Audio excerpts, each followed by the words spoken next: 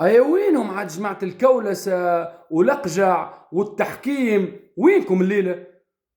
أنا نستنى الليلة في الحكم يدخلها بعضها. يا أخي ما شفتش أنا الليلة مباراة نظيفة، الليلة الحكم غلطة لا بالعكس، فما ضربة جزاء للمغرب ما حبش يحسبها. لو كان جاء الحكم معاهم راهو حسبها الثلاثية هذيك، ضربت في يد الملاعبي واضحة، وفما ضربات جزاء كيفها تحسبوا في الدورة هذه واضح.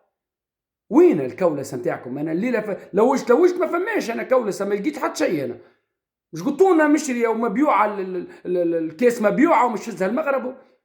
نقول لكم حاجه، المغرب اقوى منتخب في افريقيا حاليا واضح. وين نيجيريا اللي شفناها مع الجزائر؟ اليوم الشوط الاول لعبوا، الشوط الثاني نيجيريا رافضه اللعب، رافضه اللعب تماما، يلعبوا الكره التالي دوب ما يضغطوا عليهم المغاربه يفكوها منهم. المغرب الليله يعني لو كان جات نيجيريا تهاجم الليله نيجيريا تخسر بثلاثه. لو تهورت نيجيريا الشوط الثاني ولعبت الهجوم الليله نيجيريا تاكل ثلاثه من المغرب. المغرب قويه تستحق عن جداره انها تكون في الدور النهائي، تستحق عن جداره المغرب انها تكون في الدور النهائي. ونقول لكم حاجه، المغرب باش تتوج بالكاس هذه مبروك عليهم من تو، ويستحقوها لانهم اقوى منتخب في افريقيا حاليا برجوليه. شفت كيفاش يبريسوا، شفت كيفاش يلعبوا، شفت نيجيريا كيفاش بنت لك صغيره الليله، كيفاش حجموا لك نيجيريا اللي بنت لنا غول قدام الجزائر وتونس والمنتخبات الاخرى.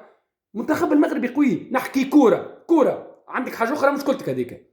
نعرف اللي برشا ناس الليله تتفرج على المباراه وتطلب في ربي باش الحكم يغلط، باش هما يلقوا ما يحكوا، باش هما يفرحوا. اقسم بالله برشا الناس اللي تفرجت معنا على مباراه نيجيريا والمغرب تطلب في ربي باش الحكم يغلط. لكن الليله نقول لكم انا ما عندك ما تطلب ربي، تو تطلب ربي باش يجيك النوم الليله. عارف الليله النوم مش باش يجيك بعد اللي صار فيك بعد المباراه هذه. مبروك للمغرب الوصول للدور النهائي عن جداره. وانا نقول لكم انتم اقوى منتخب حاليا في الدوره هذه بعد اللي شفناه مع الكاميرون ونيجيريا صراحه. وحتى السنغال ما نتصورهاش 90 دقيقه وباش تتوجوا باللقب. مانيش نتنبأ، ولكن باين العمليه اللي المغرب قويه والسنغال باش تخاف من المغرب المره الجايه وباش تحتاط برشا وماهيش باش تتهور، خاطر تعرف اللي كونه المغرب يعاقب في البلاصه، يعاقبك المغرب.